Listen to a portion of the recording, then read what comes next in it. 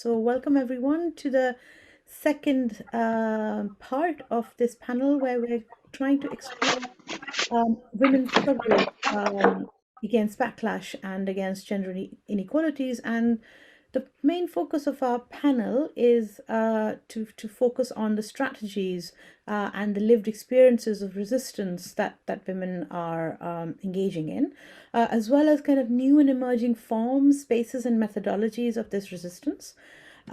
We've had panel one where we had some country case studies from India, Bangladesh, and I can't remember the rest, Pakistan, and Argentina. And now we're going to have case studies from Nigeria, India, the UK, as well as Bangladesh. And so this is a really good group. And before I hand over to our lovely chair, I'd just like to introduce her, Sohela Nazneen. She's going to chair this session. She's a feminist political economist, and her research focuses on feminist movements, gender, informal institutions, and she works a lot in South Asia as well as Sub-Saharan Africa, and she's widely published and very prolific in her writings. So over to you, Sohela, and we will look forward to a great discussion. Thank you, Deepta and Tessa, for asking me to chair these two panels, which I think is one of the exciting ones that we have at DSA, not just partly because it's on feminist movement and campaigns and organizing, but it's also sort of looking at this very critical juncture that we are facing around the world, where there's been a global pushback against the gains that we have made around women's rights and gender equality, and how are we strategizing to counter those. So last Tuesday, we heard case studies from different countries. Today, we have cases from also different countries. We are covering Nigeria, Bangladesh, UK, and India, and issues that touch on gender equality in different ways. So our first presenter is from Nigeria. Her name is Olatoyin Olajide. She is basically currently a junior research fellow at Obafemi Awolowo University in Nigeria. She's also doing her PhD right now at University of Ibadan. She holds an LLM and she works for various NGOs in Nigeria. So Toyin, you have 15 minutes. I will give you a warning around when 2 minutes are left. So whenever you're ready. And basically, she's looking at the NSARS projects, which is feminist organizing and police brutality in Nigeria that has happened recently. All right, go ahead. The floor is yours. Thank you, Sohela. Thank you.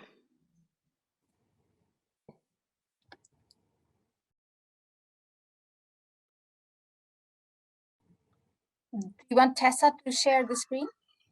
Yeah. Can you see my screen? Not yet. It says you have started sharing, so maybe just give it a minute. All right. Yep, it's come up. All right. So, Do you want to go full screen, if possible? Yes, I'm going to do that.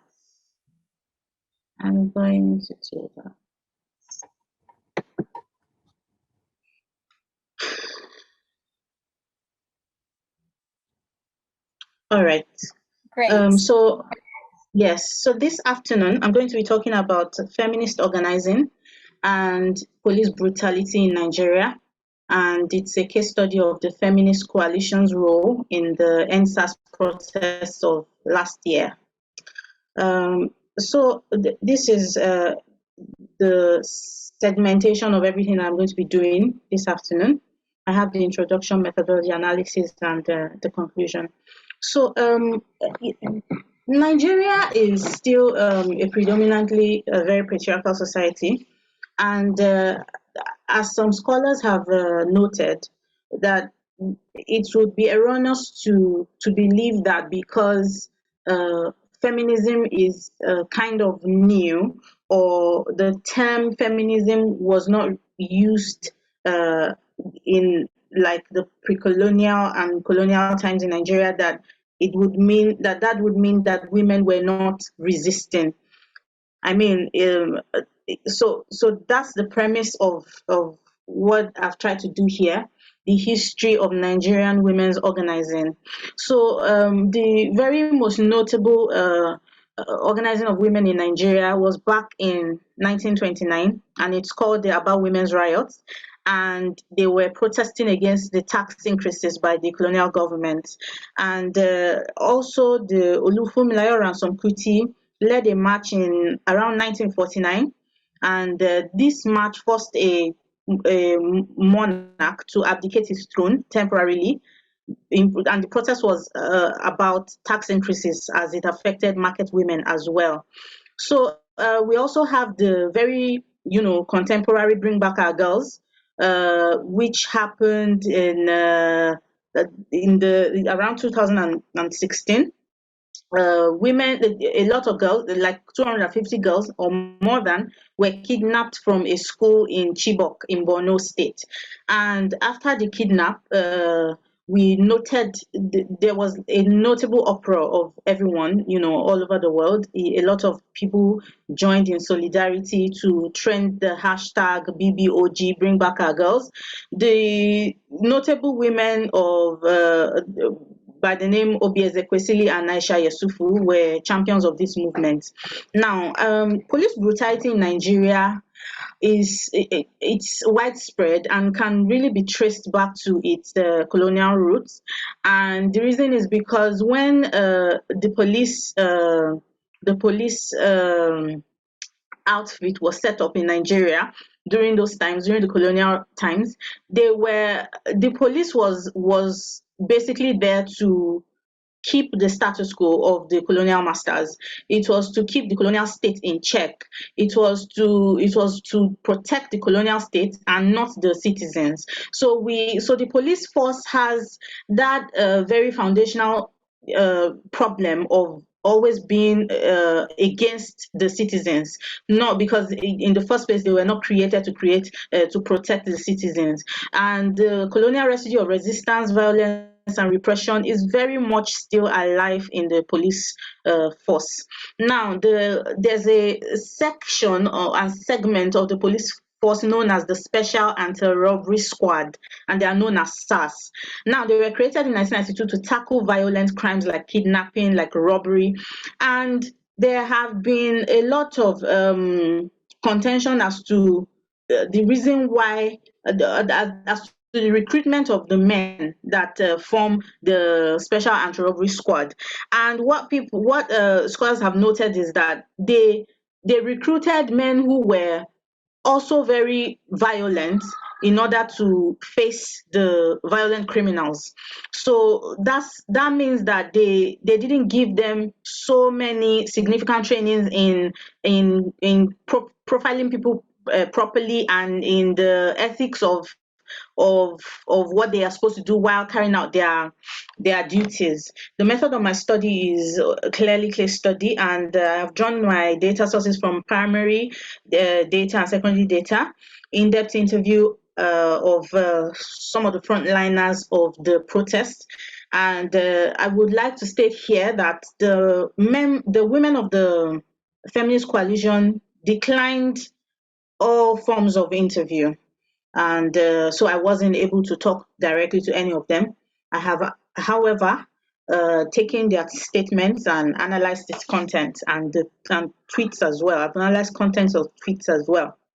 Now, during the NSAS protest, we noted that the Feminist Coalition started from an informal group of women who would just come around, and they called the gathering Wine and Wine, like WINE and wine, WHINE, and it metamorphosed into a feminist group. And during the NSAS protest, they decided to take their role very seriously, and they gathered women.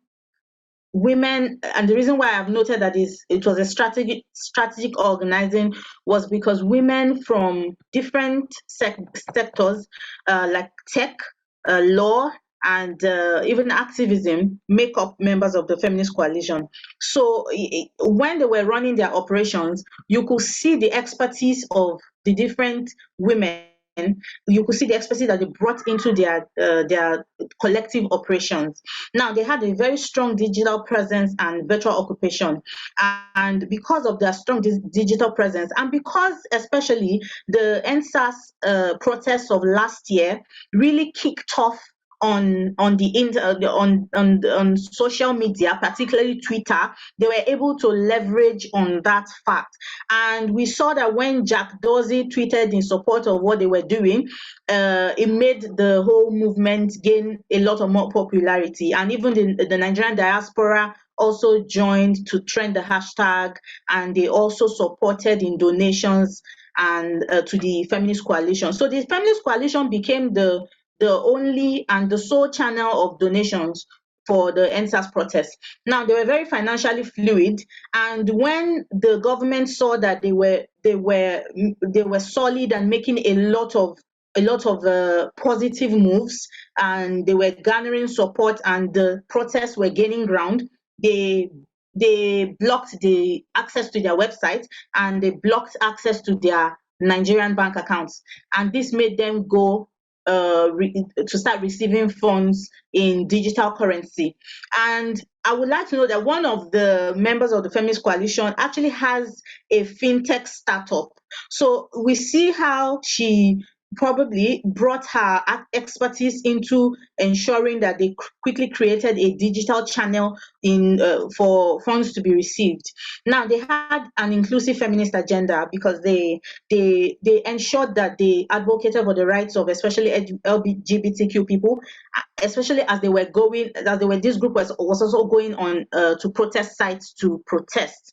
They displayed very good feminist leadership, and when I mean by feminist leadership, they were very inclusive in reaching out to different groups of people, even people who initially criticized them. They were very effective in bailing them out when police would arrest protesters. The feminist coalition would organize for pro bono lawyers that would go and get the protesters out of cells.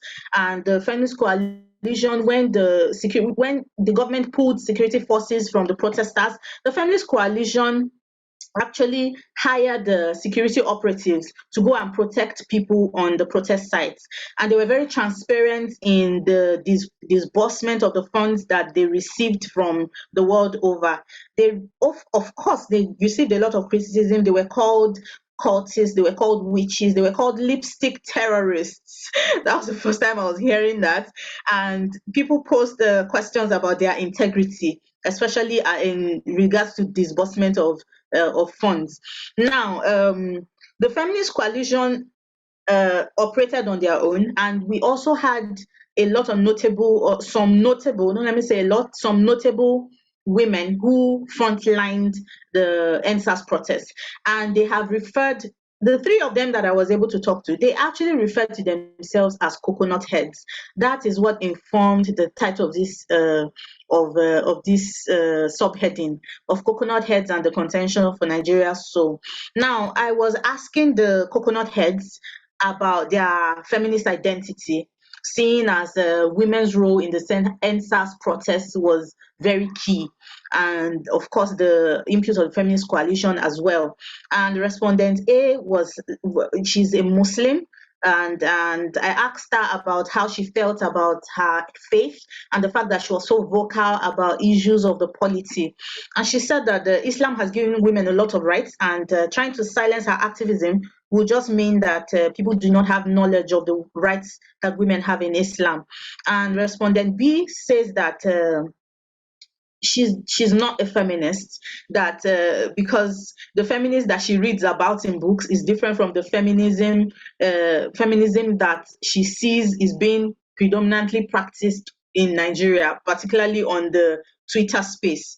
Respondent C has, given a different view to feminism, and she says that it's about freedom, and because she's fighting for freedom of everybody, so she's a feminist. Now, facing backlash, respondent A, who is very, very vocal, has said that she has had threats to her life. and she has had the phone call saying that she was going to be killed, and she wanted to leave the country at a point during the peak of the protests, and her husband said that they were not living in Nigeria and they would die in Nigeria because Nigeria is the fatherland. So she also referred to her husband as the real coconut head, not even her. So the respondent B said that when they were running and helter-skelter from the protest sites, they became trapped amongst 13 police officers, and they were groping them and touching their breasts and touching their bums. We call bum in Nigeria. That's why I've put it in quote. Respondent C said that people undermined her voice because they thought that she was a woman, and her bank accounts were frozen, and even her passport was seized, and she keeps getting calls that she's going to be killed. Also, I asked them what they think about their role, women's role in Nigeria's development, and they are all of the same opinion that the voice of women cannot be overemphasized in leadership positions, and women are changing the dialogue, and women need to be more assertive about what they want. Now, I noted some patterns and trends during the protest, and before the protest kicked off in earnest, there was a discussion on the Twitter space about what women were going to bring to the protest, and there was a lot of contention around it. Now, this person has tweeted that we should run a SARS don't shoot protest or any protest against the government, but let women do the march. The ops won't shoot, and even if they are foolish enough to do it, it will go so fucking viral. A cascade of change will happen. And this person has responded that look for your fellow men to do a SARS don't shoot, because this tweet generated a lot of controversy because it was as if this person was advocating for women to be used as human shields during the protest. And because the NSAS police brutality affects a lot of men, we hear that it affects a lot of men, predominantly, actually statistically predominantly more than women, because men are often wrongly profiled and often wrongly killed by the police. So this person was saying that they should do a protest, but women should do the march so that the ops won't shoot at women. And even if they do shoot at women, I mean, the women will be martyrs and they will be recognized. So, another discussion around it was actually during the protests and people going to the sites, women were still being sexually assaulted. Women were being groped and fondled on the protest grounds. Now, patterns of patriarchal resistance. I noted a pattern of reductionist views of women's roles, and this is very key because the same thing happens in the political parties in Nigeria, where women are often just segmented to, during the political campaigns, women would wear matching attires and they would dance and sing praises in support of the key political figures who are often men. So I think it's just taking the same pattern. And I also note in you have 2 minutes, 20 all right. minutes. All right. A case in point here, Olufumilayo Ransom Kuti, and this woman was a very visible activist in the colonial and colonial times. And what the history books know her for in the curriculum of Nigerian studies is the woman who was the first to drive a car in Nigeria. So they have erased every other thing that she has ever done. So this person was just saying that women don't ask men what they do, what they did, and what they were wearing, and if they wanted to hear both sides when men are being killed by the police. But these are the questions that men often ask when issues of rape are brought up, and men are expected to also advocate for women. Now, in conclusion, what next? Feminist Coalition has taken a huge step back, and I think it's just their own way of dealing with the backlash. And from now on, they want to focus on women-focused projects. And the independent activists as well, they want to see capable people in government, so they want to keep supporting them. They want one person, especially expects the feminist code to have transformed into a pressure group in representation of the people. And respondent C says that it's a marathon and a sprint, and so they have to keep fighting. Women have to keep fighting. Thank you so much for listening. Thank you, Troy, for such a detailed and rich presentation on the NSARS campaign, but also the role of this particular feminist coalition and how they mobilized and issues that came up. For those of you who were present last Tuesday, it will also bring to mind the Pakistan case in terms of how women are fighting patriarchy at both fronts, in terms of the oppressive nature of the state and how the state sort of focus on rights of people, but also sort of pushback from your fellow activists or your own community members in terms of how you're labeled, how you're portrayed, how your activities are erased out of history. So it's a double whammy and a double challenge. And it doesn't surprise me in terms of the labeling and the use of lipstick, because lipstick has been very controversial, whether it's the lipstick lobby in Brazil, or whether it's the garment workers who only worked to buy lipsticks. You know, there's some problem with women's lipstick and labeling. So having said that, let's move on to the next presentation. And I'm sure you'll find similar themes in terms of how coalitions are built, how you sort of fight for your space and rights in contexts where the state, the post-colonial state, isn't always welcoming of that space. So we are moving to Bangladesh. Our presenters are Mahin Sultan, who is a senior fellow of practice and the founder of Center for Gender and Social Transformation at BRAC Institute of Governance and Development at BRAC University. And she's also a member of Nari Pokho, and those of you who read on feminist movements in Bangladesh, you know of her many publications. And with her is Ifat Jahan. I know her as Antara. She is she's basically working on and focusing on backlash projects that, and IDS has been sort of working with BIGD, and she's a research associate at BIGD for these projects. So Ifat will be talking about, or starting us off, focusing on basically the garment workers or RMG workers in Bangladesh. Her paper is titled Women's Leadership in Protecting Women Garment Workers' Rights in the Time of COVID. For those of you familiar, you know COVID has affected women's work in major way, particularly in export sectors. So how do you fight for safe spaces for work and also labor rights? So Ifat, up on to you. You have 15 minutes. I'll give you a warning at 2 minutes. Thank you, Soilapa, so much. So as Soilapa already explained, that I'm going to talk about women's leadership in the ready-made garment sector of trade unions during the COVID. And co-author of this paper is my colleague, Mahin Sultan. My slides not moving, sorry. So before we go in depth, here's the presentation structure for today's. I'll start with the objectives and methodology of this research, and we'll give an overview of the RMG sector and the trade unionism in this sector. And then I'll move with the demands, backlash faced, and countering backlash strategies by the female trade union leaders. And I'll conclude with some of the reflection from the challenges and achievements of this movement. So the objectives of our presentation today is to understand how the female labor leaders of RMG sector has been organized and negotiated to safeguard workers' rights during the pandemic, and also to identify the backlash that female labor leaders faced and strategies they used.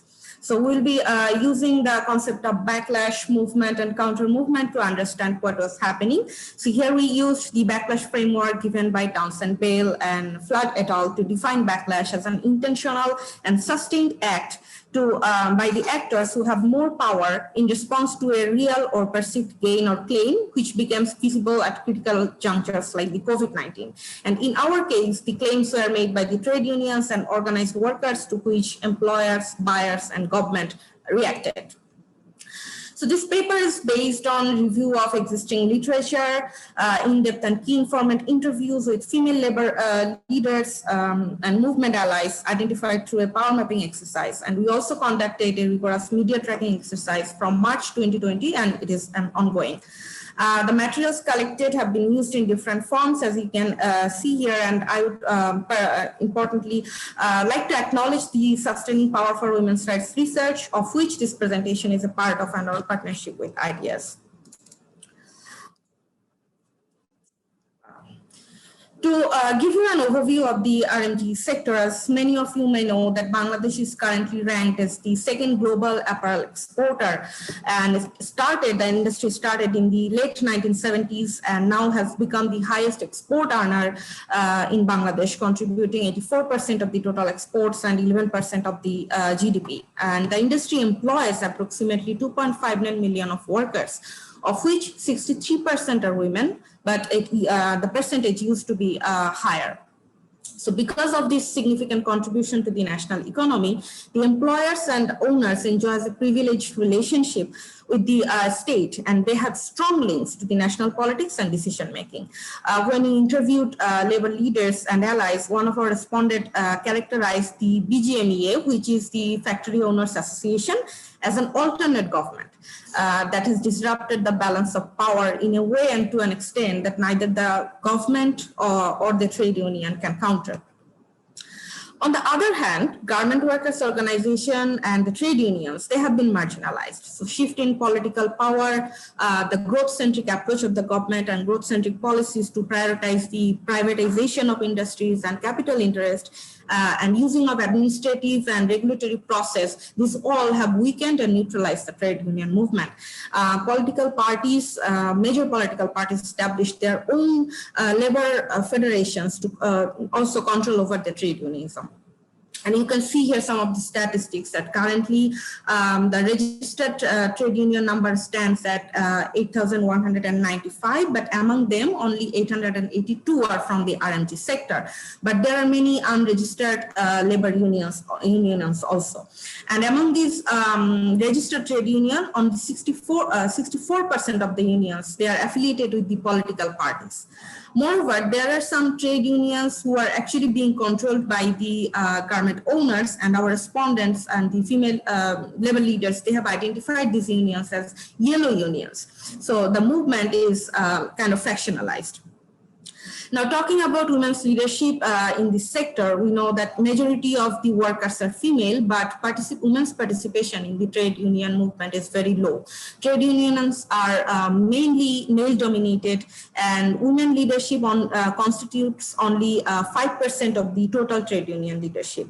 And when we searched for a women-led trade union, we found that there is none, but there are visible women's leadership present in the trade unions. And when women labor leaders, they have been vocal about female workers' issues along with workers' rights. They are visible and vocal in the transnational movement, and they are very much visible, but they have less influence on the decision making. So we observed that there is less participation of women leaders in the tripartite negotiation. But they are heard, but they might not have a seat in the table. Although despite many of these challenges, the RMG trade unions remain the most visible and have a relatively stronger bargaining power than the other industrial trade unions. So in this context, let's have a look at the impact of COVID-19 especially on the worker side. So a total of 3.18 billion orders, US dollar worth of orders were cancelled. 317 factories were permanently shut down. Some 357,450 workers lost their job. And workers, they actually went through many of the hardship. They were unable to bear their house rent and food cost and used up their savings to make up the daily cost. And I'll elaborate more on the impacts along I go with the struggles and backlashes. But I would like to mention it is very important that the RMG sector was the first industrial sector to receive the financial stimulus package from government to pay workers' salary. So what were the demands during this COVID by the trade union leaders? So from the beginning, we have observed that trade union leaders, they were specifically female leaders. They have been very vocal regarding workers' well-being and securing workers' rights. And this included demands to keep factories closed to prevent mass infection among workers, ensuring full salaries and other benefits to safeguard workers' livelihood, preventing layoff and retrenchment. And when layoff or retrenchment was unavoidable, because as mentioned, many of the factories completely shut down, they wanted to secure compensation for those retrenched workers. They were also very conscious about the health and safety measures at the workplace when the factories started functioning again. And many of the workers actually, they work in an environment where maintaining social distance is actually a big challenge, and they can only afford public transport. So they use the public transport to back and forth from office and residence. So labor leaders demanded medical care and cost for the workers who were at the risk of infection. Also, female labor leaders, they had information that some of the factories are using COVID as an excuse to retrench pregnant workers and other unionized workers. So they also struggled to protect those workers in vulnerable position. So describe the backlash women leaders and the workers they faced during the COVID, and in terms of three main actors: employers, buyers, and government. So first, let's look at the backlash from employers.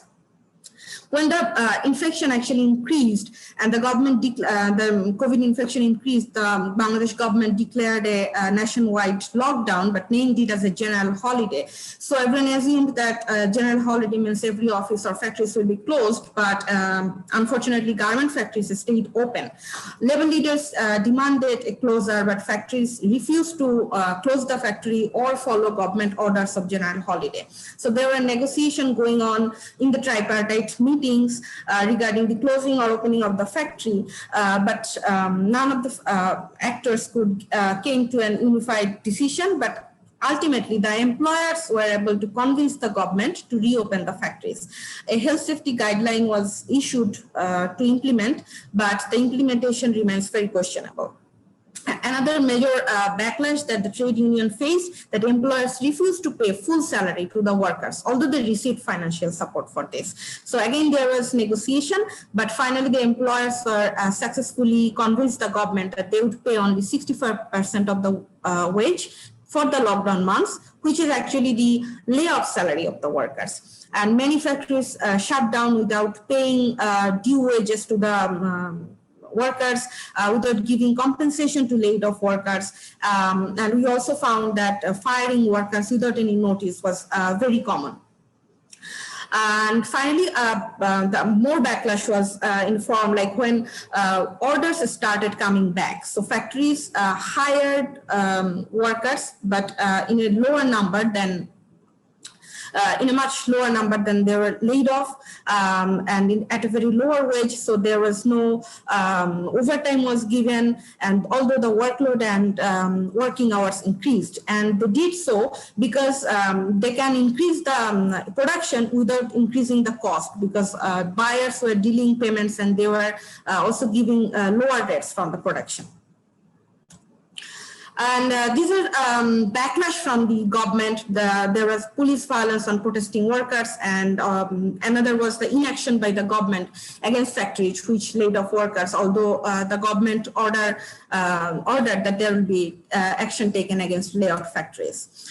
There were backlash from the buyers in a form of disavowal of any responsibility toward workers and factory survival. They cancelled orders, delayed payment, and giving reduced rate of new orders, and it all indirectly affected the workers' livelihood. Many of the workers actually faced job loss. But I would also like to mention the backlash within the trade unions. Because of the trade unions, they are factionalized. There were different responses from different labor leaders to the crisis. So when there was negotiation going on, many of the trade unions who are actually aligned with the government, they agreed to the giving workers 65% wage or opening up the factories. On the other hand, when the trade unions that are more independent and have affiliated with more leftist ideologies, they were strongly against all those decisions or proposals. So what are the strategies that were done by that were taken by the female leaders? One of them was using of research, solidarity, and alliances from national and international communities such as labor rights group or trade unions, presenting the impact of COVID-19 on workers in global platform and international media. And they were very strategic and effective on using social media as an important tool of their countering backlash strategy or making their claims. And physical and street protests were also common. So I would like to elaborate on the strategies more with drawing examples from 3 case studies. And first one is from confronting the employers. And it's an example of called the Dragon Sweater Factory protested it when it started in the March 2020. When the factory suddenly retrenched or fired 500 workers without giving them any compensation and was not responding to workers' pleas. So workers started protesting. And this movement, it was led by one of the prominent labor leaders of recent time, Jolly Talukdar, from Garment Workers Trade Union Center. So the strategy they took, like street protest, sit-in protest in the factory premises, sit-in protest in front of the ministry, doing torch rally and marches. And they also use the international their community, their collaboration with the international community very well. They mobilize the other labor right groups around the world, and we have some glimpse of their support in the slides. That they started this campaign called #UnitedAgainstTheDragon and able to spread the movement all over the world and held the buyers and employers accountable. And they also faced violence, physical violence against the workers and police case against the workers. But after 9 months of protest, the employers finally agreed to pay the workers their due compensation. The second example I'll draw about the confronting the government, and when the factories reopened, the employers association, they were actually claiming that the infection will not be increased. And in fact, at one point, the former Employers Association president said that since workers are poor, they have their herd immunity all over their lives, so they are immune to any kind of diseases. So it outraged many of the labor leaders, especially the Bangladesh Garment Workers Solidarity, which is led by Tasima Akhtar, and she was very vocal about closing the factories to prevent infection. So this particular trade union, they did their own research, collected information from media and newspapers, and prepared a research survey report that proved that actually COVID infection increased among the workers. And so distributed this survey report from in a virtual press conference, so at the national level and also at the international level. But the backlash they faced, the BGMEA, Employers Association, they boycotted the report, denied the information, and defamed the trade union, saying that they did the research which is unethical. But to the great news was, after this report was published, we observed that both the government and the BGMEA, they formed an health inspection committee, and they started going inspecting the factories to inspect whether the health safety guideline is being followed or not. And for a time being, BGMEA also updated their website about the number of COVID infected workers. But also we found from our media tracking that after all these initiatives, the national newspapers, they stopped publishing number of COVID infected workers for next few weeks. 2 minutes, if what? 2 minutes. So the last strategy I'm drawing from confronting the buyers. So this, as you can see in the photographs, it was taken from the সম্মিলিত Garment Shramik Federation Awaj Foundation. These two organizations is being led by Najma Akhtar, who is very prominent and very much visible labor leader from Bangladesh to the national and international level. So Najma Akhtar, she started this global campaign along with other labor rights groups around the world called #PayUp, and they were able to confront 40 buyer and brands, including Nike, Gap, Walmart, to stop canceling orders, pay due payments, and honor their commitment. And whether they're successful or not, it's more research can tell, but we find that it took forward the discussion on buyers' responsibilities to global labor rights groups and allies. To conclude, I would just highlight some of the reflection from this labor movement. We found that on the one hand, there are factions and conflict of interest among trade unions, and very lower number of workers are unionized, and the government-employer-government relation is extremely strong, while the labor is the weakest partner in this tripartite partnership. However, female leaders of the RNG trade unions had the countervailing power despite their lesser presence in tripartite negotiation and decision-making. They were seen and heard even if their views did not prevail. And they are strategic in using transnational linkages to spread the movement and to hold buyers and employers accountable to their commitment. And during COVID, when physical protest was a big challenge, and they showed very strategic and effective use of social media and their virtual presence as an important tool for the current labor movement. So in conclusion, I can say that women labor leaders have become a force to reckon with. Thank you for listening to my presentation. I'll hand over to Saila. Thank you, Ifat. So Ifat's work that's being presented here is from one of the projects that we are running on backlash against women's rights, sustaining power for women's rights. Deepta, if you want to post the website on the chat box. So please we are looking at all of South Asia and different cases for that project. Ifat's presentation obviously draws out sort of this old adage about Bangladeshi women's movement and feminist movement that we punch above our weight, even if our presence is sort of numbers are limited. You know, it's always been like that. So that tradition, as you can see, is still being carried on despite the deep impact that COVID has had on the sector. But also she draws attention to the use of social media and the linkages with transnational in terms of garnering support. And how do you then use that to your advantage, even if your presence in the formal policy space gets limited. So from there, because transnational comes up, you know, transnational also has ripple effects in terms of what issues pops up in other countries. So we are moving to India, and it is really a pleasure to introduce Madhurima Shanal, who was our MA Gender and Development student last year, and she is presenting from the thesis that she wrote. The title is Caste and Gender Backlash, a study of the Me Too movement in tertiary education in Kolkata, India. So Madhurima is now based in Kolkata, and she's working with anti-trafficking ecosystems with a nonprofit organization. So Madhurima, you have 15 minutes, and I'll give you a warning when you have 2 minutes left. So over to you. Thank you, Sohela. I'll just start this.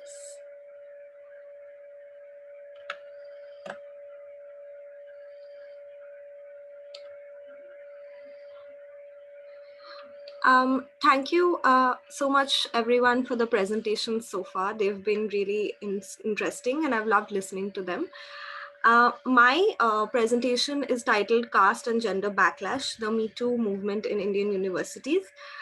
In this paper, I primarily explore how the social positionality of female students in university campuses in Kolkata, India, is employed as an instrument of backlash to push back their efforts at making progressive changes concerning sexual harassment within such spaces in the light of the Me Too movement. I also explore how conventional and alternate understandings of backlash overlap.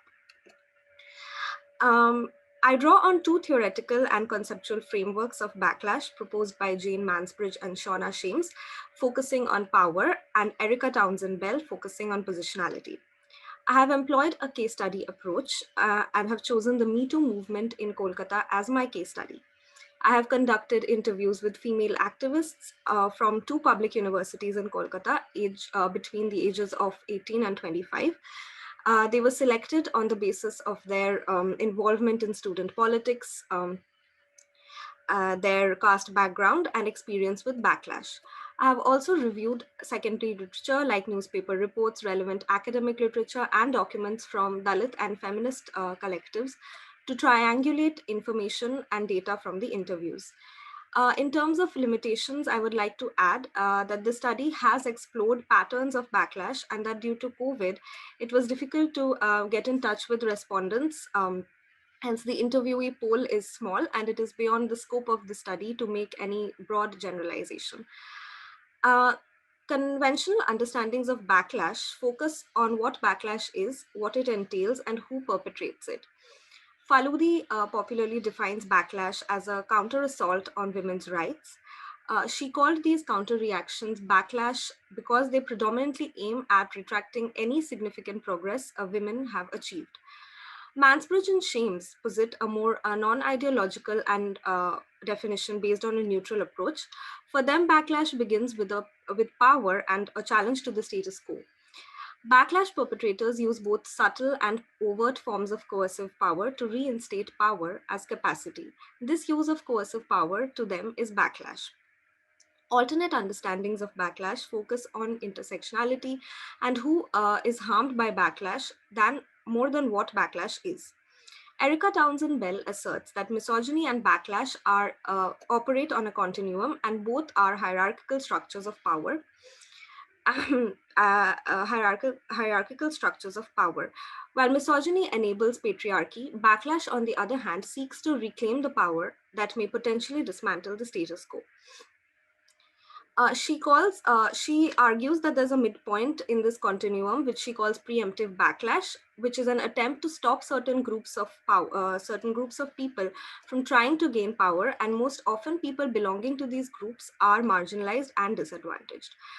She draws heavily on racism and its similarities with misogyny to illustrate that Black women in the US are more prone to facing preemptive backlash because they are Black and they are women.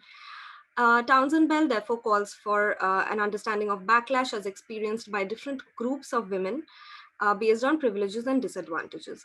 The purpose of analyzing my case through this concept is because I focus on two different groups of women in the universities, Dalit, Bahujan, and Adivasi women, or women belonging to backward castes, and Savarna women or upper caste women. Both groups face backlash differently owing to their social positionality. Moving on to the timeline of the Me Too movement in the universities. In 2016, a female university student called out her perpetrator on Facebook, following which 13 other undergraduate students claimed to have been sexually harassed by the same male student.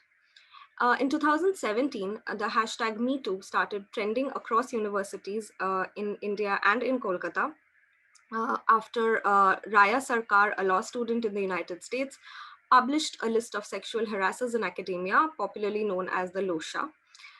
This list was published on Facebook and included the names of more than 50 Indian professors accused of sexual harassment.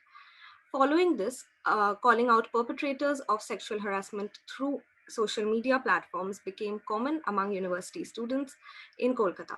However, these online complaints often did not take the form of formal complaints, and action taken against such incidents on the part of the university administration or the political ruling parties in the campus were very few. Female student leaders in the ruling student body started demanding for the proper functioning and strengthening of the Internal Complaints Committee, or the ICC, in the campus, and also a formation of ICC within political organizations in the campuses.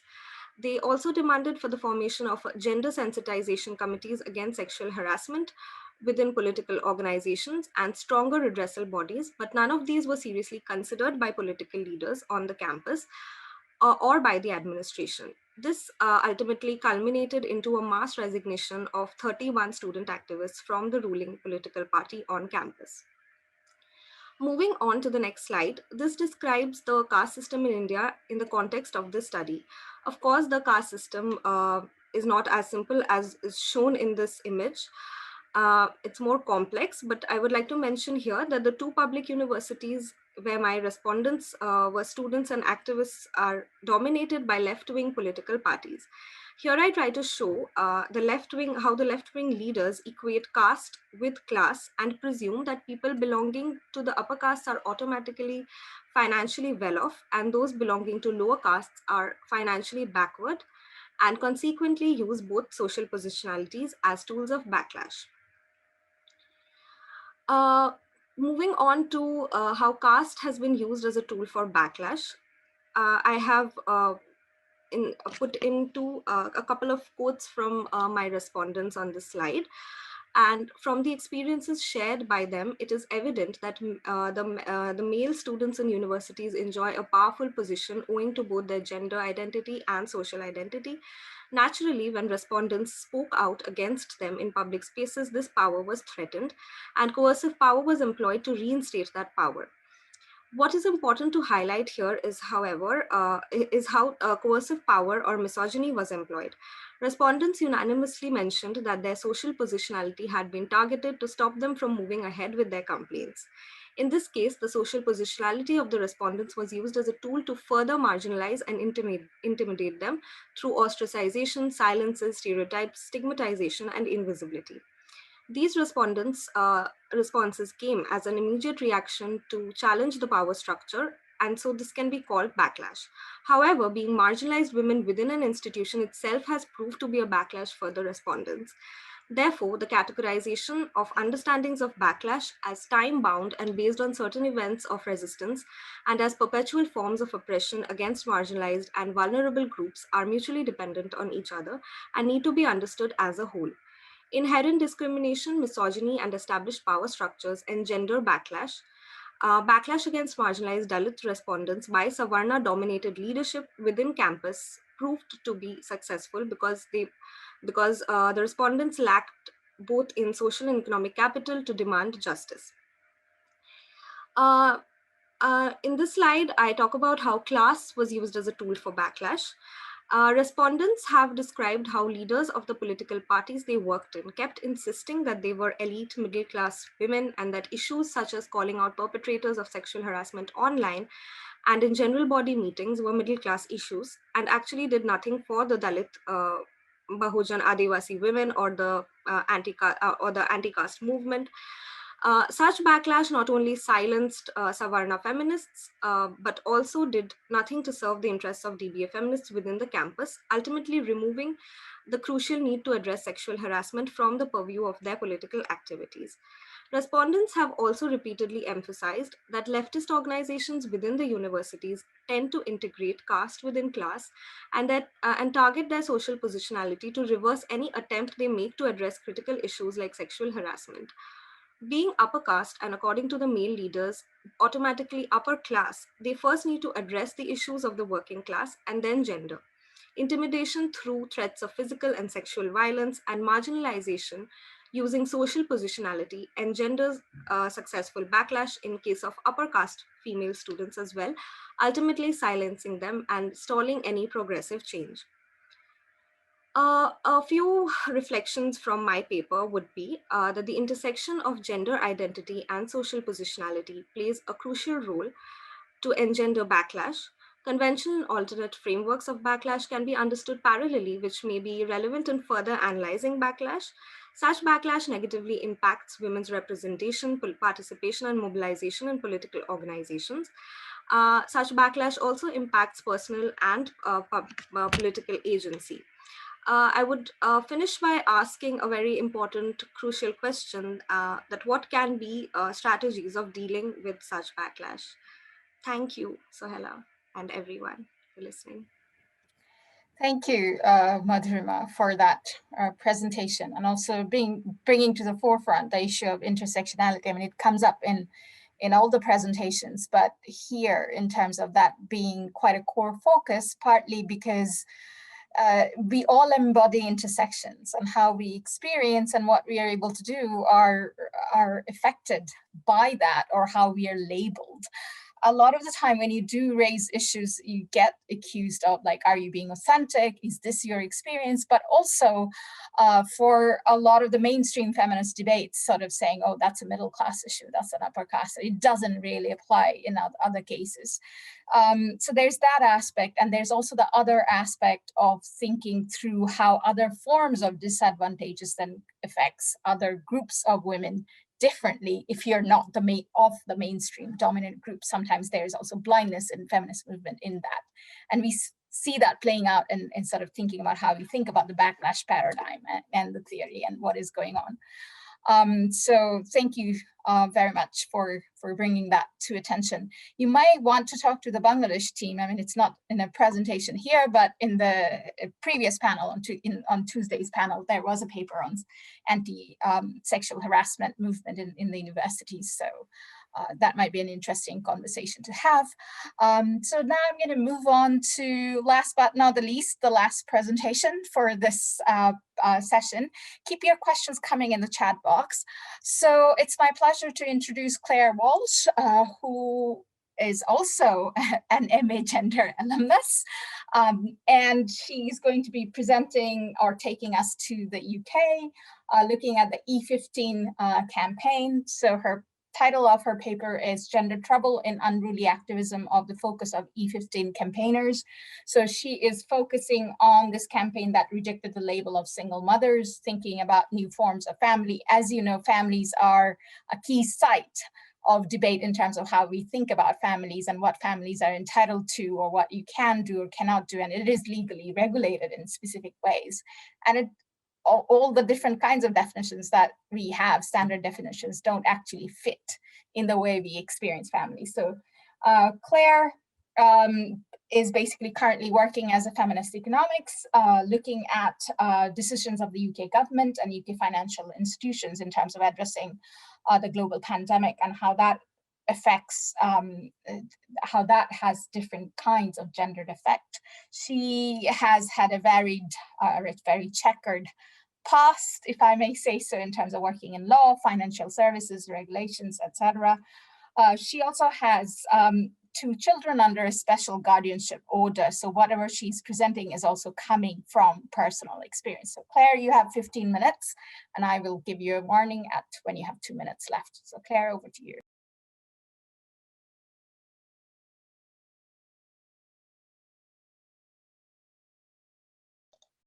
Sorry, in trying to share my screen, I lost the ability to do anything else. Hang on, where is my, of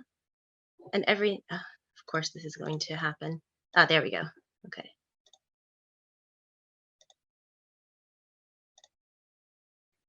Okay, can you see it? Yes, we can. Brilliant, okay. There, sorry, just a thing. Sorry? We can see it with your notes. So it's on presenter. Do you want to go full screen? Hang on, I don't think these have my notes on them. I think they're just I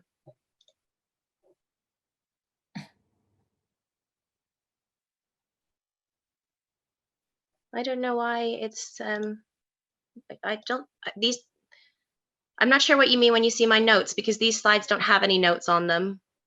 We can see notes on the side, Claire. It's just the next Oh, slide. I see. It's showing you the next slide. Sorry. Yeah. Okay, sorry about that. Does anyone know how to make it so that I can only see? You can only see the one slide? Yeah, go back to display settings. Sorry, say that again, Tessa? Go back to display settings and then. Okay. I just went to the little full screen option. Okay, then go to slideshow. Hang on. Slideshow. And then. Oh, there we go. Is that better? Oh, no, the next slide keeps appearing. If you go to the top, it says display setting. Display settings. Mine says that at the bottom, and for some reason it's not letting me do anything.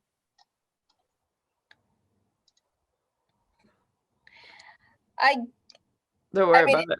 Don't worry about it, just present, because I'd rather have the presentation. Yeah, start from beginning and see what happens.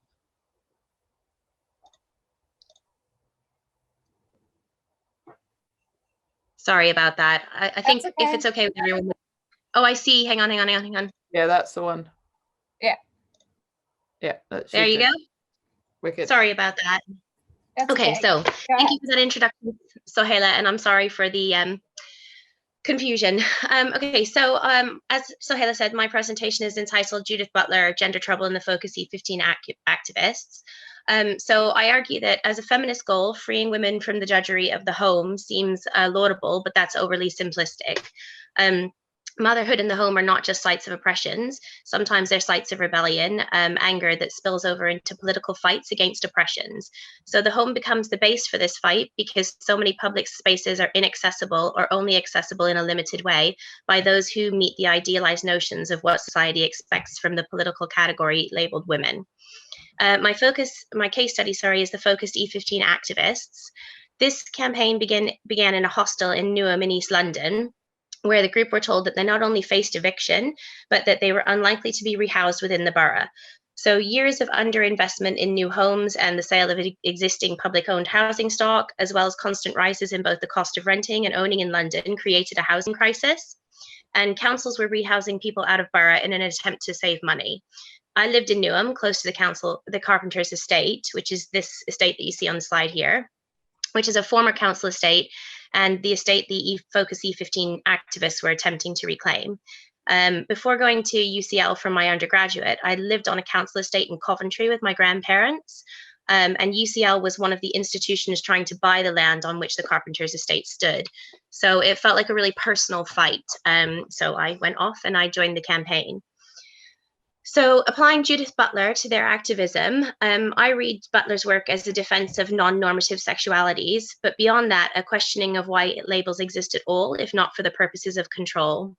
I read her work as a political manifesto for the rejection of labels through unruliness that manifests in a destruction of the boundaries imposed by labels and a reappropriation of the power purloined by their use. So Butler argues that it's fear of unintelligibility and its material consequences that perpetuate the performance of normative heterosexuality. And I want to clarify that my interpretation of Butler's use of the phrase sexuality is not simply about sexual attraction. I interpret Butler to be referring to the way that society interprets the way lives are lived as manifestations of sexuality. And this is done purposefully as a tool of oppression. So only heteronormative manifestations of sexuality are acceptable. And this is what has been referred to in the past as the nuclear family, so mom, dad, and biological children. Everything else is excluded. And I've actually skipped ahead. So actually what you can see here on the left-hand side is a group of the campaigners in front of the hostel. So for a little bit of context, there was a Labour government in the UK from 1997 to 2010, and their argument had been that institutional changes were needed because society had fundamentally changed. So they had a reforming agenda. They increased the numbers of women in Parliament. They started Sure Start, which is an inclusive family support service. They introduced civil partnerships. They introduced a minimum wage, which valued forms of productive labor that had been undervalued. And the opposition party, the Conservatives, viewed this changed society negatively. Their election campaign and the subsequent years of austerity are a backlash action against both the changes in society and the Labour Party's attempts to change the institutions of society to better represent their perceived reality. The Conservatives referred to broken Britain, the idea of an immoral society, which was represented by a move away from traditional values, going back to that heteronormative sexuality that I mentioned. So single motherhood is a site of what Butler refers to as unregulated permeability, a potential site of endangerment. So single mothers are perceived as threatening to the accepted construction of normalized heterosexual motherhood in British society, and because of that, they've been demonized. The meaning of single motherhood and other related phrases like single parents, lone mothers, unmarried mothers has become a semiotic narrative, and the iconography triggered by these phrases is of like a young, unemployed, undereducated, working class woman reliant on the state for all support, and it became, in Butler's words, an inert piece of entative language. But in reality, it was a deliberate political act of oppression disguised as a simple fact. So in requiring local authority support for housing, the Focus E15 campaigners became this label. The local authority, the people making the final decision about how budgets should be allocated, and thus the decision to cut the funding for Focus E15, was entirely Labour.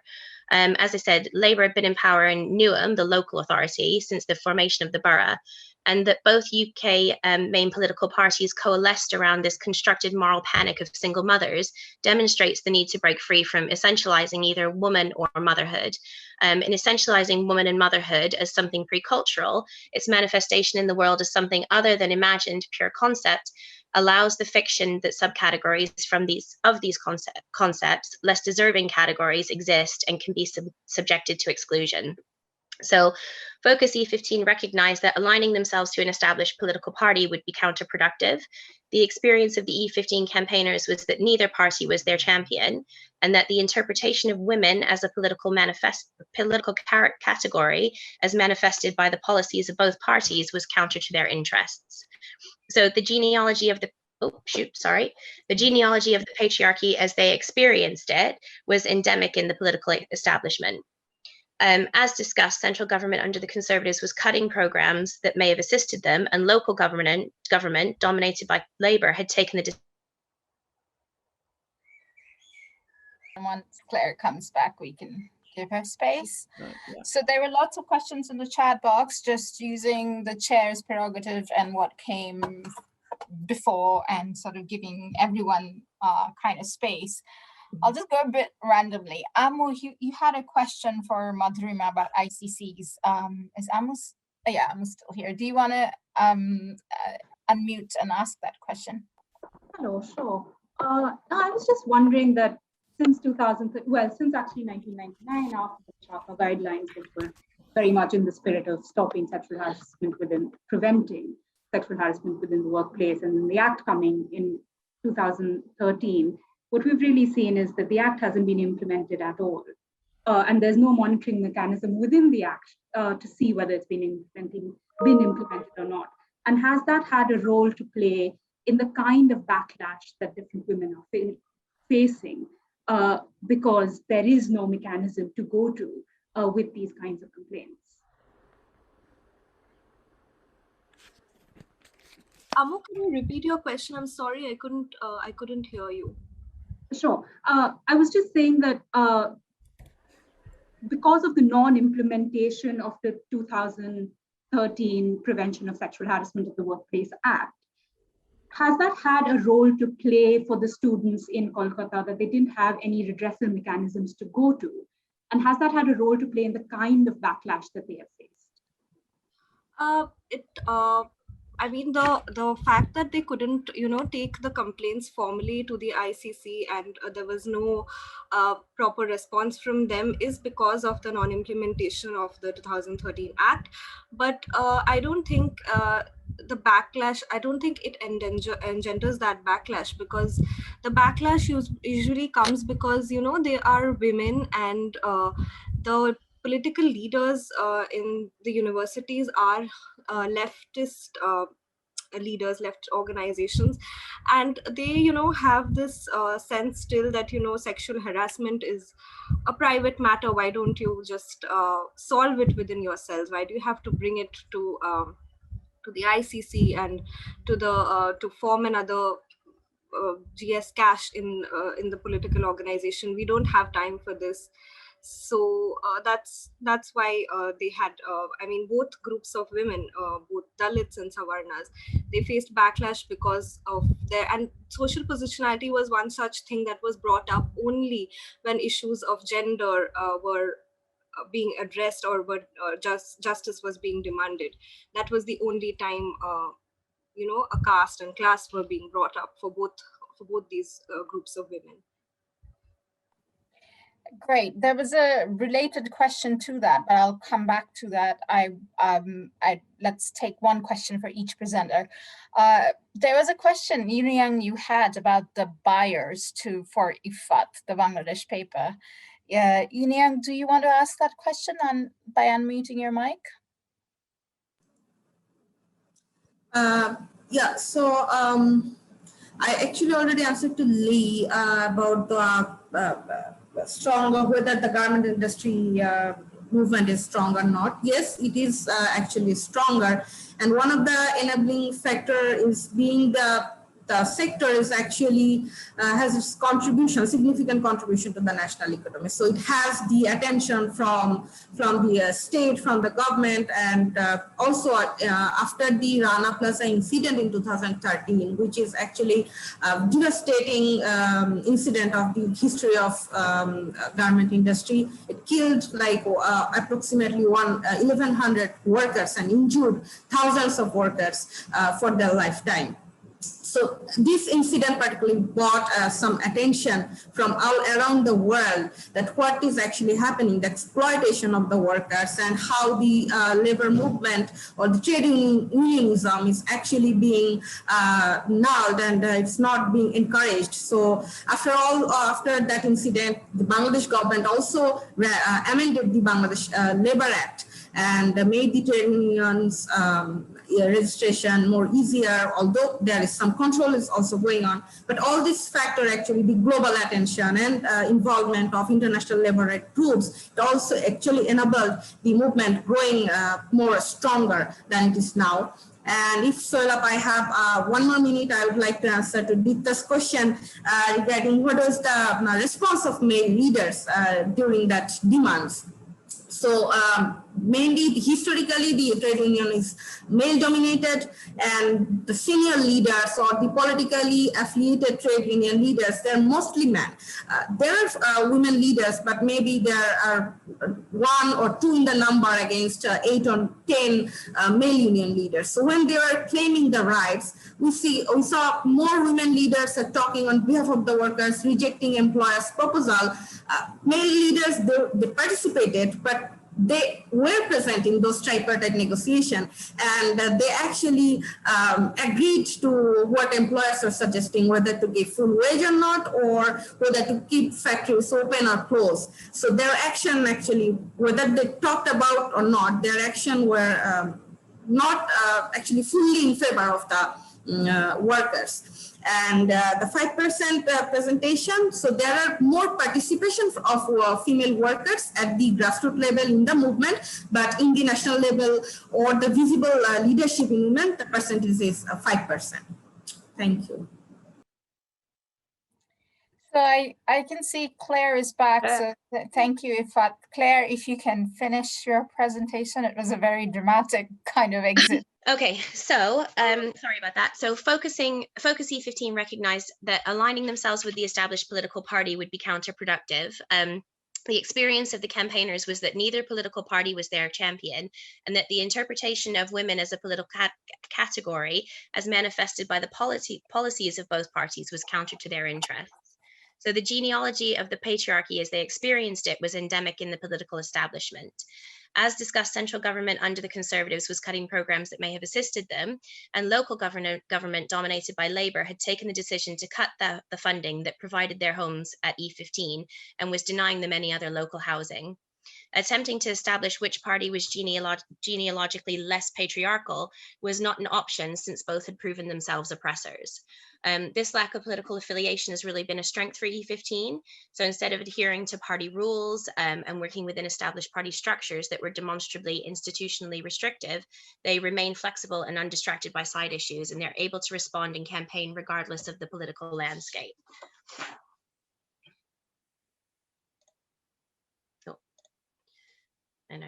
So when confronted, government representatives would deny that they were targeting single mothers. However, in a major report in 2010, the Conservatives claimed that in disadvantaged areas, 54% of teenage girls were pregnant, when the real figure was 5.4%. And in a speech entitled The Troubled Family Speech, considered a cornerstone speech of government policy, the Prime Minister David Cameron used the example of a mother, 3 sons, and a pregnant daughter, managing to demonize not 1, but 2 mothers.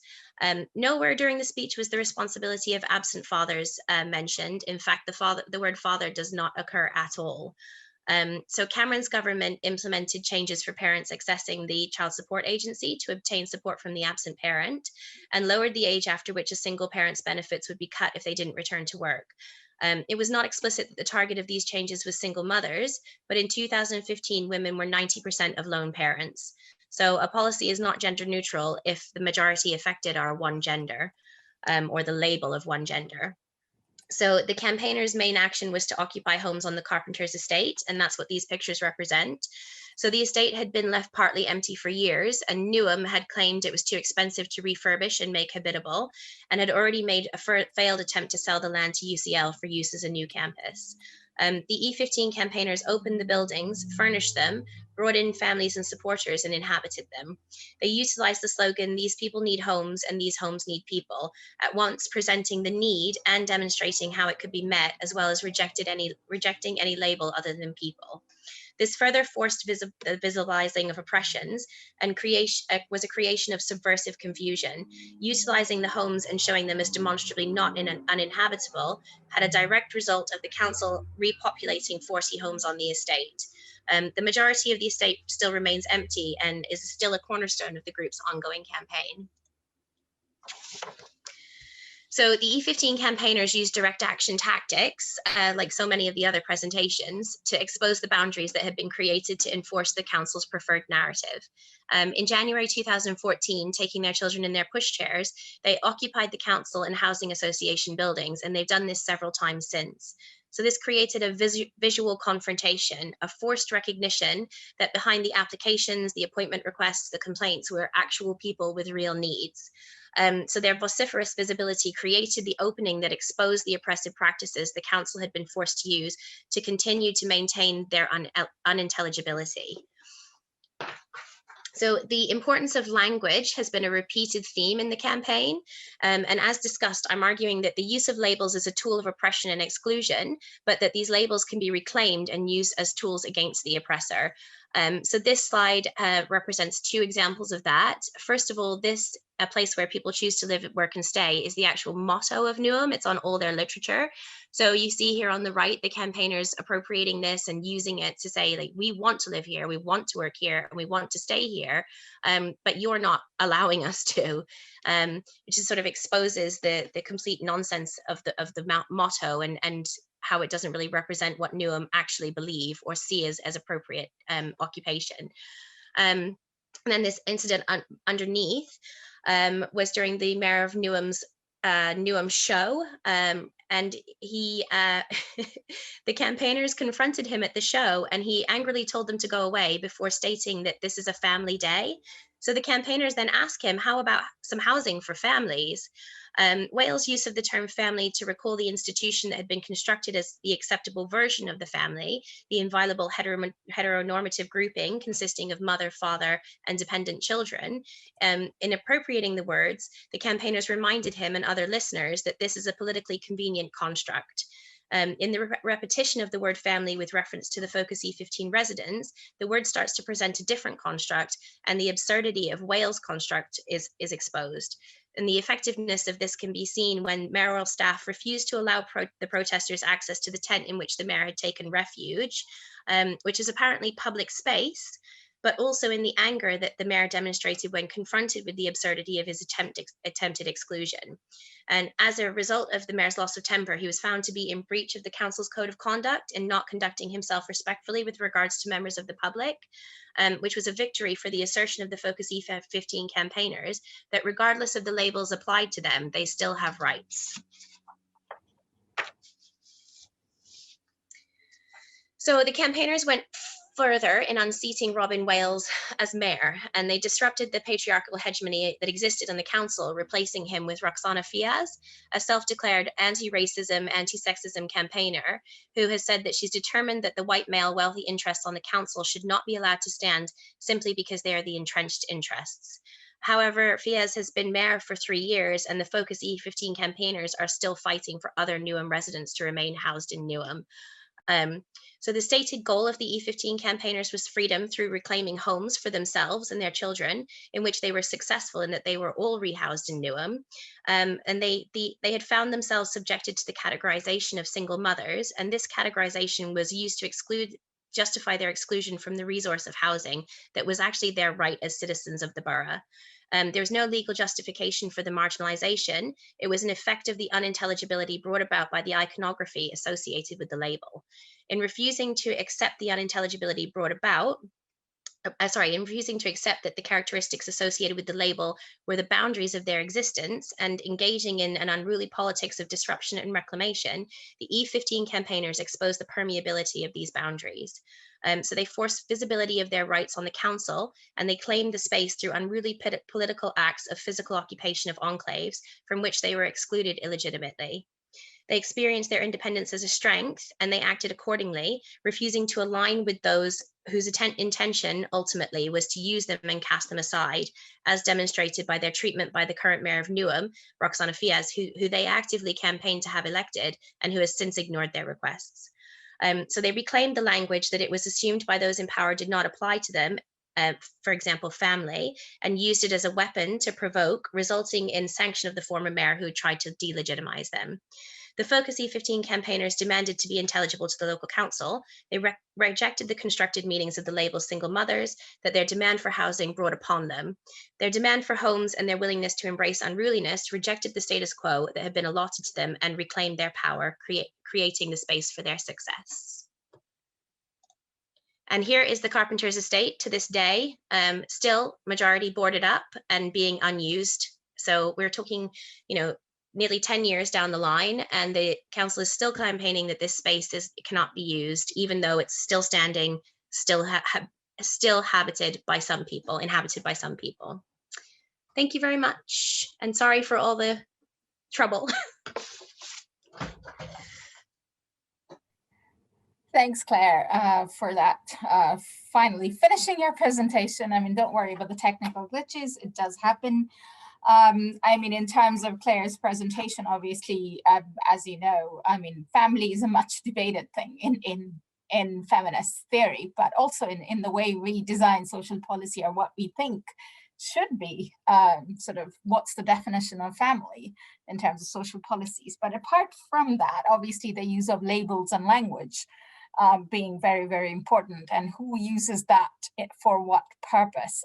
Progressive language can be co-opted, but then you can also reclaim that back. That has been one of the ways backlash manifests, and then how you counter backlash. But apart from that, also in terms of the issue about presence, are you seen? Because you can make or voice or make all the ruckus and whatever, but if you're not seen or heard, then it doesn't affect. So a lot of the presentations that you heard from on Tuesday was also about being seen and being heard, whether that's about Shaheen Bagh, or whether that's about the Hazara protests, or whether it is about fighting against global capitalism in Bangladesh, or whether it's about the NSARS campaigns. It's also who you're up against and who's seeing you. So having said that, the floor is open for questions. I know we just started getting into answering different questions. So Toy, I know you have been having debates with Tessa and answering Tessa's question, but I'm going to put Miguel on the spot, because Miguel had comments on the Nigeria paper. Toy, I should just tell you that we have long-running projects in Nigeria at IDS. Okay. Miguel also has an affiliation with Nigeria in terms of being there. Okay. Isn't that where your long-hair driver's license thing happened? So why don't you ask Miguel? I was just, it's not a question per se, because again, I don't know what are you trying to do with the paper, but there's a lot of stuff which would be interesting to hear more about. And as I was listening to you, I was trying to remember if it was yesterday or 2 days ago when we were discussing police elsewhere, in India, I think. And there's a really nice edited volume on police in Africa that Ollie Owen and a bunch of others did. I don't know if you know, because Ollie Owen, he's at Oxford, and he's got a couple of interesting articles on the police in Nigeria, and I thought it gives you a nice context on that. And at the same time, the other thing that I thought of is, well, there's no more Twitter in Nigeria. And I was wondering how, the social media and social media activism is pretty huge in Nigeria. It comes about with NSARS as well, for instance. And one of our colleagues, Tony Roberts, they just had an interesting series of papers on digital rights and closing civic spaces across, I think, 10 African countries. And I know Ayo at UI in the Department of Communications. So Ayo did a paper for the case of Nigeria, and I thought there'd be interesting material for you to kind of, because there's a lot of stuff there on your paper. So that was just it. I'll put the links there. Yes, thank you. Yes, thank you so much. I had thought of changing the overarching theme from police brutality, but I didn't want to do that because that was what I had, submitted to the panel. So I just thought to, go with that. But in the conclusion of the paper, when I'm finally going to write the paper, I'm not going to be going from the context of police brutality at all. I'm just going to be focusing on women's organizing in the contemporary Nigerian civil society. That's what I'm going to just focus on.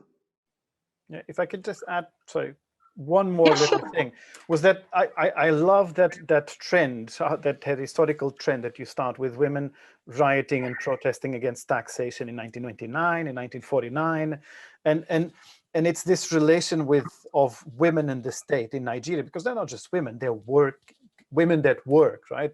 Yes. And it's about, against the extractive state, against the policing state. And I think it's that relation that I think it would be really interesting to kind of flesh out. Yes.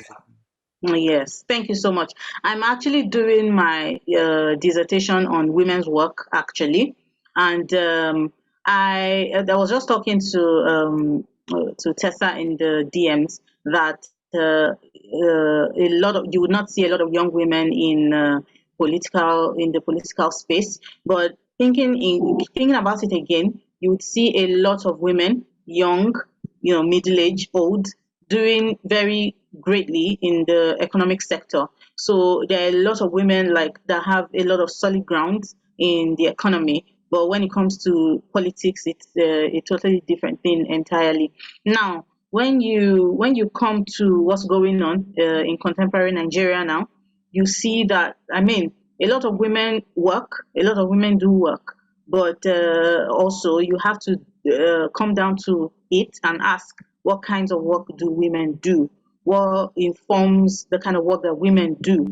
And how really does the whole economic situation and the policies that keep coming up, the price increases, the removal of subsidies and all of that, how does it go further to really affect women's lived experiences and their livelihoods, especially? So thank you so much for your input. Thanks. That was a great discussion. I can see in the chat there's a little discussion going on in terms of work. Yes, all women work, but then Claire, you also have to take the context into account. Like seeing women in public space working is quite different in South Asia. So, it's also the context we work in. So for us, when we look at Sub-Saharan Africa, it's always like, wow, you have women in public space. Then you think, oh, they're in public space, but then, where are they in politics, or why are their voice being effective? Because for us, the first constraint is to get into the labor markets, right? So it's sort of the context you're in and what you're thinking in terms of work and what you claim as workers from the state, right? Because there comes the labeling in terms of it's easy to label you as unproductive. So there are all those underlying aspects. So apart from that, I know there was a question from Yunyang and Dita to Madhurima about the caste and class issue. So, and then there's a question from Mahin. So I'm kind of torn between who to give preference to. And we have lost Tessa. I think Tessa's hiding because Tessa realized that Tessa supervised Claire's paper, I think. And then Claire, we were just teasing that whoever supervised that paper should present the paper now that we don't have Claire. So I feel I should tell you that although Tessa supervised the paper, in all of our conversations, I was writing a paper about Rancière, and then literally at the last minute, I went, no, I'm not writing this. I'm writing about Butler. And so when my paper landed on Tessa's desk, she had no idea. I hadn't told her at all. I just wrote it and then submitted it. So no blame can be attributed to Tessa. Anyway, so she was like, don't tell Miguel that I've written the paper, because it was Miguel's suggestion that whoever supervised presents, and we have 3 MA gender lectures. But apart from that side talk, so Mainapa, why don't you ask your question? I just lost you in the... So why don't you ask your question, and then we'll move to the class and cast if we have I was time. just wondering, when Madhurima was presenting, it was very interesting, the class and all of that. But trying to understand the link between the sort of international Me Too movement, which then did trickle down to other places. But wasn't this whole campus violence, campus harassment happening in spite of earlier, and, you know, what link exactly with the Me Too movement? I didn't understand.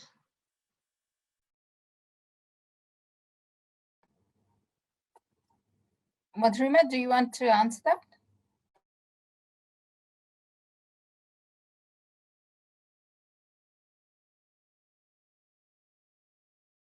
You can still see her in the participant list, so I don't know if there's a connection problem or not.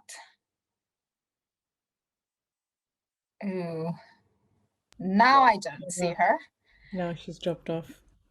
I think the issue was about the listing of what Raya Sarkar was doing in terms of academics and harassment, and it was about the South Asian academics. So if you remember that list, and that list of shame created a lot of debate, and that's when in the sort of the Indian universities started seeing other lists being circulated. So it is linked to what was happening in Kolkata, and what Madhurima is looking at is linked to that in terms of what triggered it off, and the discussion around sexual harassment as an issue. It's not that the issue wasn't going on before that, but sort of this particular kind of incident that she's looking at is linked to that, or that is what I recall from the thesis that I graded a year ago.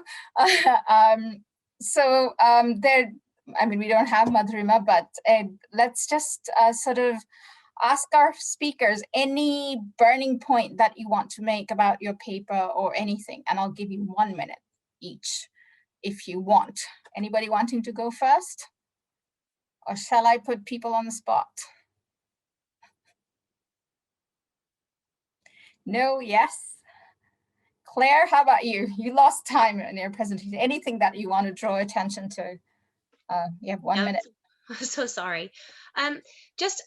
I think that it's really interesting, 2 things that came up in other panels. First of all, the way that the institutions or the state tries to oppress all kinds of protest, in that, you know, and we see this so much with the Black Lives Matter protest. There's no acceptable form of protest. You know, kneeling is not acceptable. Walking the streets is not acceptable. And that was the case here as well, in that the council kept trying to label the campaigners as activists, and they kept using this as a real negative term, like as if their activism was somehow political, in the sense that keeps being applied to the Black Lives Matter movement. And through that, they kept trying to delegitimize them. So as if being political and acting politically is somehow a reason that you shouldn't be allowed to speak, you know. And again, I think that that's something that I didn't have the opportunity to really draw out in the presentation. It was another reason that they rejected these political labels, because they obviously rejected any kind of affiliation with the Conservative Party, not that they would have invited them anyway, but the Labour Party did try and engage with them, and they said, look, are you kidding us? Like, you guys are in charge, and you're not doing anything. But something that I've explored in other pieces is this trying to break through the institutions, and by that I mean the informal institutions of power, and how this just isn't possible in a fast way, or always in an overly impactful way. And I raised this with Pata during class, and she actually said, no, in unruly politics, we think that a lot of the concepts of development are complete nonsense. You know, it's not going to happen. It's not going to change, you know. And that was kind of a moment of sort of existential crisis for me. But it's also that you do have to take the little wins as they come, you know. So they rehouse themselves, but they're still fighting for an overarching sort of macro analysis or assessment of how housing is allocated. And of course, that will just take generations, you know. Yeah, I mean, Claire, thanks for raising that point and about existential crisis. I think all of us have that crisis who work in development at one point or the other. And that's the whole debate in terms of academic critiques, because yes, you can deconstruct as much as you want, but then where do you go with that deconstruction? You know, you need measures, and when you need measures, you will need labels and categories, and it's not going to be fair to everyone at some point. I'm not being flippant. It is, I mean, there is a clash between practically when you're doing and when you're critically thinking and reflecting, and you need both. But apart from that, I mean, just sort of in terms of small victories are important. Small victories lead to the larger openings. So, you know, you hold on to that as activists. But yes, it's frustrating because it takes a long time. But what I have learned as sort of being a feminist is that you have to hang on to your optimism. I mean, things change. I mean, think about 100 years ago, what it was and what it is now. It's not perfect, but if you have to keep on fighting, which is what Toy's presentation said, like the respondent said, you keep on fighting, you know, you can't give up the fight. Having said that, Toy, in 1 minute, is there something that you'd like to highlight? Yes, I would just say that this was something that I didn't include in the paper. I would just like to say that I was starting to notice a pattern amongst some of the frontliners, some of the female frontliners, and this pattern is that they, I wouldn't say that they do not take activism of or for women's rights. I wouldn't say that they don't champion it, but it seemed like they kind of take a step back. And I always wondered if this was a kind of pick me syndrome thing, or I always wondered as well if it was just that they felt that there are already a lot of people doing that. Why should I lend my voice? But at the same time, I would also always ask myself if they felt that they would gain more credibility if they seemed to be doing political activism, especially since the construction of politics is very masculinized. So I always wondered if they kind of put on a garment of machismo just by only concentrating on political activism and not willing to be the faces of like other kinds of feminist or women's rights activism. So that was just what I wanted to emphasize as well. And I'm also going to explore this hopefully in the final version of the paper. Yeah, thank you so much. Good luck with that, Toy. Mine by Fat, half a minute, and then Modrima half a minute, and then we close. Anything you want to add? You don't have to.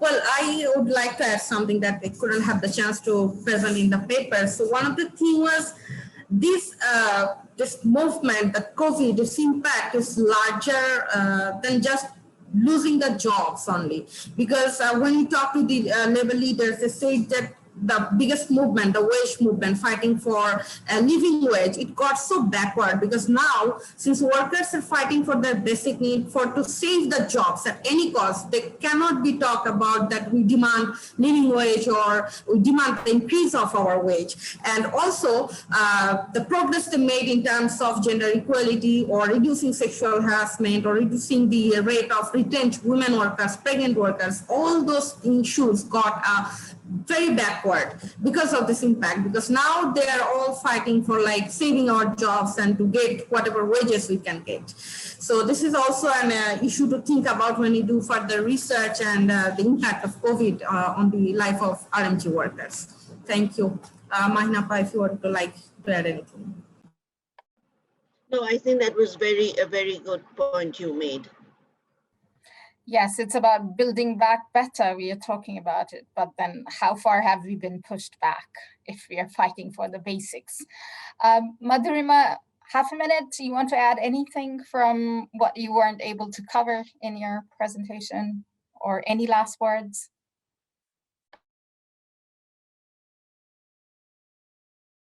You don't have to, Madhurima, if you're having difficulties with the tech.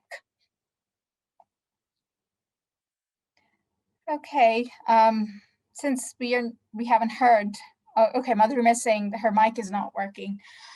Well, I mean, we already heard quite a bit from you, Madhurima, in terms of your presentation. Feel free to post anything you want in the chat box while we wrap it up.